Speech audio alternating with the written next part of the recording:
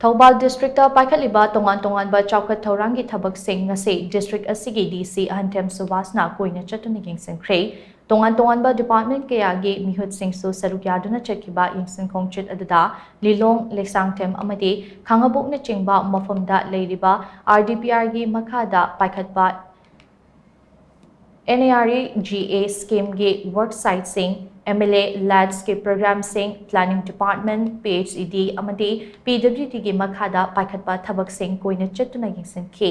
khongchet aduga mari lenana Thoubal District ki DC Ahanthem Subhash na hai ngasi gi khongchet aduda thengnarakpa khudingmak lengakna nona puthokiba application visit tracker da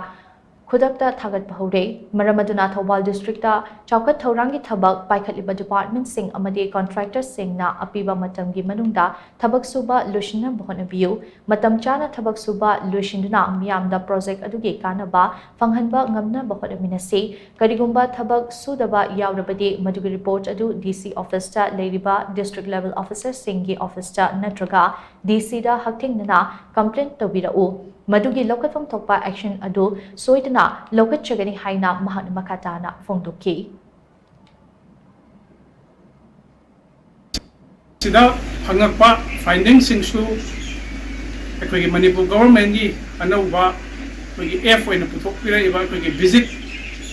tracker ekoi na visit taw sigi ekoi na upload tawjaraga ekoi gi maduda phangakpa findings singsu ekoi thaba hojare aduna aina masida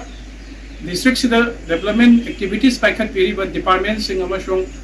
masigi contract lobiriba ichininaw sinda appeal tongja ningmasi aikoina piriba matam amasung mafamduda matam chana thabaksi loisalaga praja singda aikoi